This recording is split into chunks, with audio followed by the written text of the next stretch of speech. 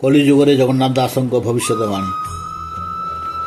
ବ୍ରାହ୍ମଣ ବେଦ ବିକ୍ରୟ କରିବେ, ଗାଓମାନେ ସେ ଅଭକ୍ଷ ଭକ୍ଷିବେ।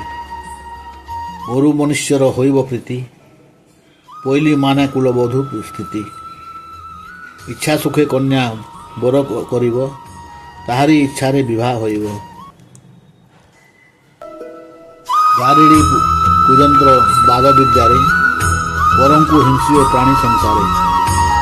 ନାନାଦି ଅକର୍ମ କରିବେ ଜନ, ଏକଠାରେ ବସି କରି ଭୋଜନ। ବାଡ଼ି ବର୍ଣ୍ଣ ଭେଦ ରହିବ ନାହିଁ, ନୃପତିମାନେ ନିଷ୍ଠୁର ଭଜଇ।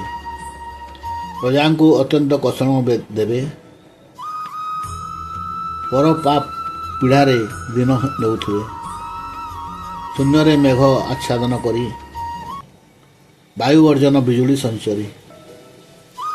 କିଞ୍ଚିତ ବର୍ଷା ହେବ ନହିବ, ଜଳ ବିହୁନେ କୃଷି ନାଶ ଯିବ। ନାନାଦି ବେପାର ଲୋକେ କରିବେ, ଆପଣା ପେଟ ପୋଷି ନ ପାରିବେ।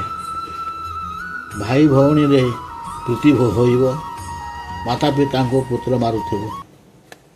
କେହି ଭାରିଯାକୁ ଛାଡ଼ିବେ ଜନ, ପୋଇଲି ହୋଇବ ଘରେ ଭାର୍ଜନ। ମହାକଳି ଯୁଗ ଘୋର ଅନ୍ଧାର, ପାପରେ ପ୍ରାଣୀ ହେବେ ପରିତାର। ଯଜ୍ଞ ଜପ ତମ ଭକ୍ତି ହିଁ ଯିବ, ଚାରିପାୟ ଧର୍ମ ପଥ ବୁଡ଼ିବ। ସାତ ଠାକୁରାଣୀ ଅସତୀ ହୋଇବେ, ପର୍ବତେ ଫୁଟିବ କଇଁ। ଅଚ୍ୟୁତ ବଚନ ତିଲେ ନ ଟଳିବ, ପାଷାଣର ଗାର ଏହି। ପୁଣି ପର୍ବତ ଶିଖରେ ଫୁଟିବ କଇଁ, ଅଚ୍ୟୁତ ବଚନ ମିଥ୍ୟା ନୁହ।